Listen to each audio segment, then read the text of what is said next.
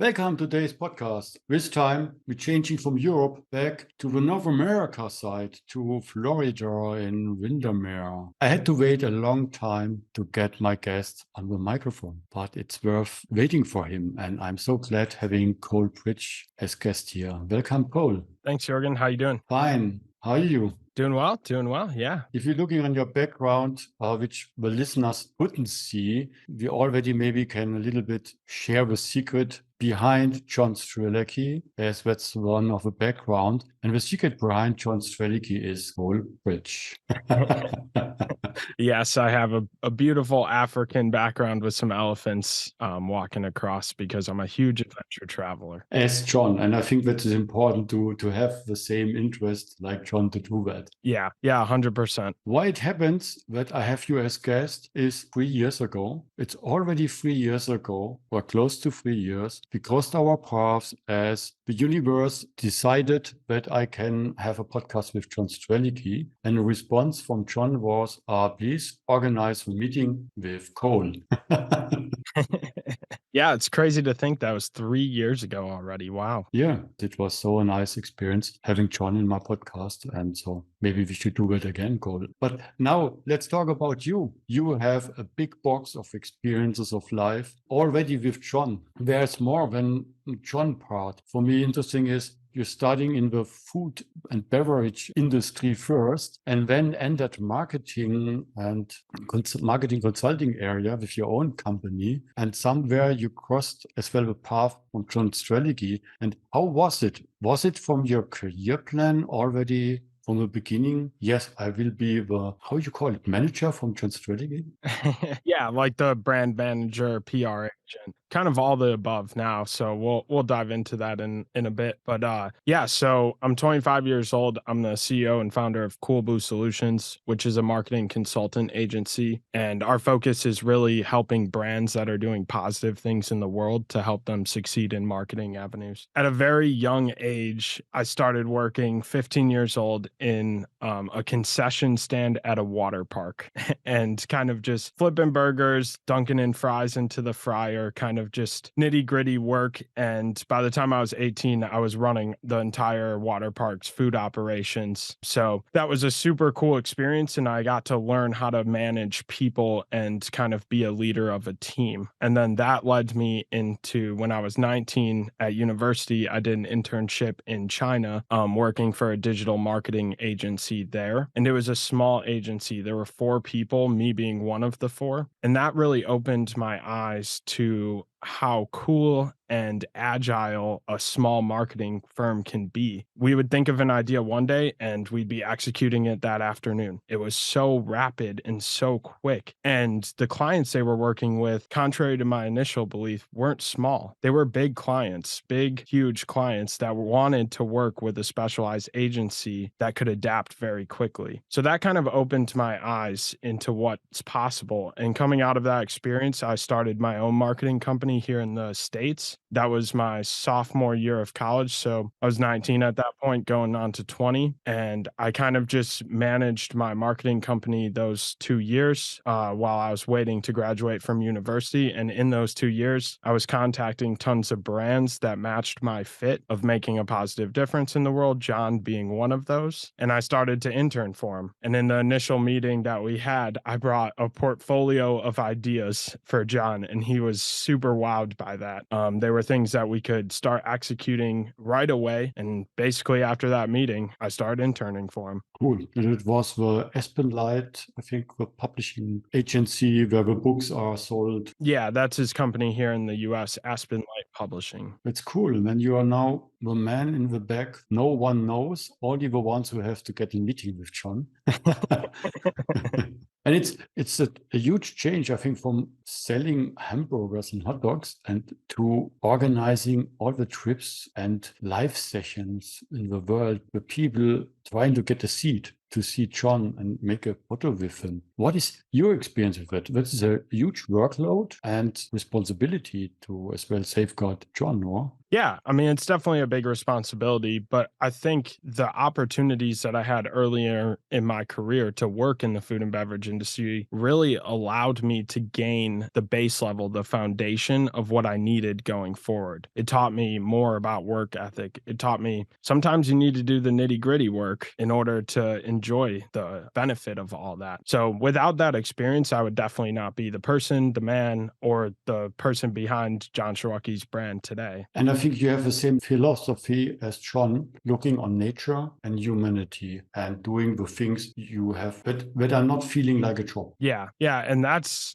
honestly, that's the first criteria when we're looking to hire somebody in any aspect of the John Strelecky brand. It's, do they fit our logic? Do they fit our mold of a thinker, an adventurer, a kind-hearted person? Do they fit those check marks to start? And then we can worry about the accolades, where they graduated from, what are they good at marketing-wise or distribution-wise, or whatever aspect we're hiring for. Makes sense. Absolutely. I love it. I think there is a strong connection. That's annoying because I'm following John now so long, having all his books, as well the one has written about Africa, which a lot of people are not aware of. And I will put the link to the book title as well in our podcast. I think it's worth to read it. Very inspiring. Yeah, that's actually my favorite book of his, Life Safari, or Safari des Lebens for those in the German market. Looking on the travel experience, what is your favorite spot? We talked about Alaska in our call before. What are the reasons you love, as a Florida kid, you love a cold area like Alaska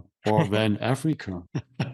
So I grew up in the Midwest, so I definitely know what it's like to go through a harsh winter. But yeah, now I live in Florida. The Sunshine State is what it's called here in the States. Yeah, I don't know. There's something breathtaking about Alaska. It's so remote, so empty. To just look at a river and be the only one there, just peaceful, fresh air. I don't know. There's just something special about it. Yes, I agree. The moments where you hear nothing and the weight of the nature, of a peace and the silence, a huge difference to Europe. Yeah, a huge difference from a lot of the US as well. Out west, there's tons of area that's wide, vast, open area. But yeah, Alaska is different. It's so beautiful. And the air, it is the purest air I've ever breathed in my life. If you can breathe it, because mostly I experience it's very cold when your nose is frozen. That's true too. You said yourself, you're the man behind the scene. Is that your favorite place, or do we see the next trip to Germany for the next book presentation, which I don't know if there is one soon, in front of a stage and doing the interview with John?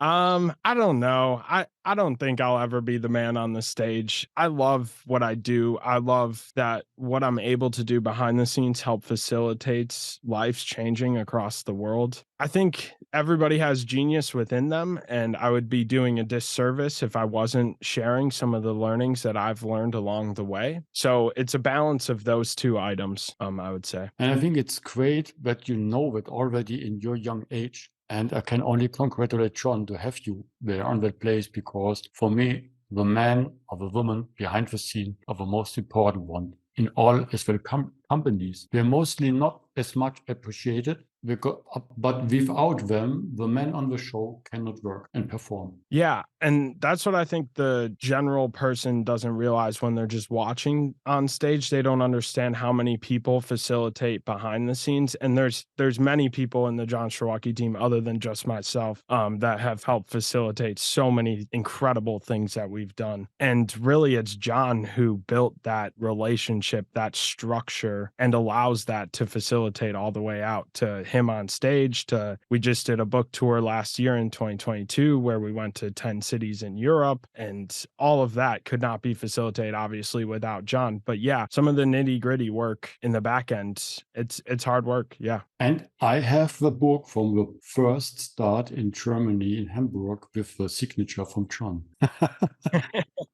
Full circle, full circle. So just to say, yeah, but it's a wonderful thing what happens behind the scene, which I love. And maybe for us now, do you have some stories you can share of your experience now traveling around the world with John and organizing that stuff, where you think, wow, that was an experience you never had thought about? And maybe as well some some of the things you don't like to do again? Mistakes happens, and that's the nature where we can learn from. But sometimes you can smile afterwards. In the same situation, it was not as nice. Yeah, I have one story that just came to mind that was super, super emotional, impactful, and just really hit me over the head with this is why we do what we do. John was signing at a book signing event, and a young woman had showed up and she had bandages on her arms, and she slid the book across the table, and I was right next to John. She slid the book across the table and said, "Thank you. Without this book, I wouldn't be here." And she had tried to take her own life earlier. And I have chills right now thinking about it and talking about it. It's those stories that are just so impactful and really hit the nail on the head of this is why we do what we do. Without that book, without my marketing behind that, who knows what could have happened. And to just even be a small piece of that puzzle it puts a smile on my face every day. Wonderful. And you don't like how often I recommend that books. Well, thank you. John always says the number one thing that somebody could do is recommend a book. That's the highest compliment to an author is when somebody recommends a book to someone they love. I'm working as a coach, helping people for their life, and I hear such challenges of life for some of my customers very often. For me, it's a gift having John with all his books, because that is an additional help for me to recommend such books and say, read it 3 times, find the secret of life in it. And it helps already the first time just reading it, because it gives you such a positive mindset and spirit after reading it, as in my own experience. Ending the book, I try to read it at one time, because they are so great written, so easy and so powerful, and with love that you're getting out with a smiling face. Can't wait to get the next one. And therefore, it's already a gift to give it someone or gift it to somebody as well. Well, from the whole John Strelecky brand, thank you. That is very kind words. Just the truth, what you do with your job. And John, that was the good side of the stuff. And what are the bad experiences you had? I have a funny story. I can't remember what 2 cities we were traveling between, but it was about a 4-hour bus ride. I believe we were leaving Dresden. I don't know where we were going, but the bus had broken down. So the whole tour bus that we had in 2022 with all the stickers and I designed the entire wrap of the bus, just an absolutely beautiful bus. The whole team's on the bus, and all of a sudden we start smelling smoke. So we're like, oh my gosh, what's going on? We need to pull over. We need to pull over. And we pull over, and one of the wheel wells is just smoking like crazy. So we all stepped back from the bus and kind of had to just wait it out till a mechanic could come tow the bus and then take it to a mechanic shop. So that was one of the less glamorous parts of touring around Germany. But yeah, it built some character. Luckily, it was not so bad. It was not a strong accident. Yeah, exactly. But we were in the middle of nowhere. So like literally we pulled over into a cornfield. In Germany, we are such a small country against Canada or America. It's not in the middle of nowhere. But I know what you mean in the time. Small village. It was a small village. There was no really big place to go, and yet you're losing time. Yeah. Great, you all survived with no damage. Yeah, and then it was kind of crazy because then it was like, okay, we have another tour stop in whatever city, Berlin, in 2 days. So the bus needs to be there in 2 days with all of us and all the merchandise, the posters, everything needed to be there. So it made for some interesting moments. But in US, in the car race, you make donuts to burn the tires and the wheels. You should not have done it with a tour bus. Yep, John was behind the wheel doing burnouts in the tour bus.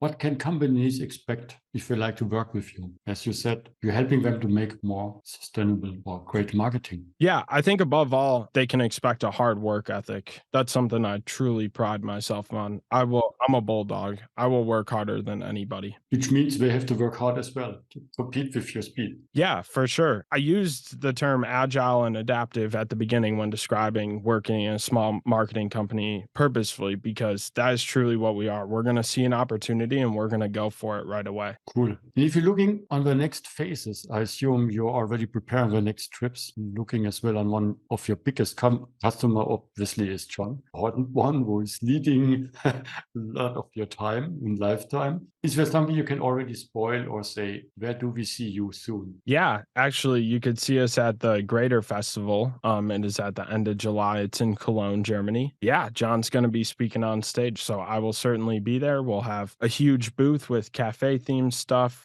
We have a podcast that we just launched. We're doing something cool on Instagram that's called John Funds Your Dream. So every 21 days, we're giving away €1,000 to help fund somebody's dream. So there'll be tons of cool stuff like that that you could opt into or subscribe at our booth. And yeah, come on and say hi to me. Come on and get a signature from John in your book. And yeah. So I have to get the date in my schedule. The signature of a book I have already, but the coffee with you, Cole, I don't have. Sounds good. Yeah, I'll be there. Let's see, it's in the middle of nowhere for me. But it's worth to do the trip. I have to see if I'm available. Would be fine. Yeah, let me know. Or we meet us in Alaska. That sounds good too. Okay, when it's beginning of January, just to make it public, I will be the border to Canada and Alaska. So if you would like to find me and maybe Cole, be prepared. It's cold. Yeah, definitely bring your winter coat to that one. Alaska in January is tough time of year. It's worth to be there. Yeah, absolutely. Cole, I'm looking forward the next time seeing you in person. So we tried it several times to see us visually. And the next time, hopefully now it's time to meet all of you, John and you, in person, as we now did all the podcasts together.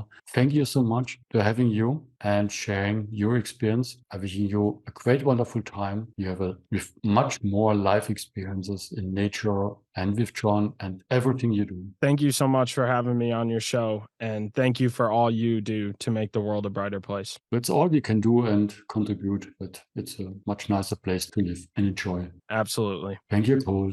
Bye. Bye.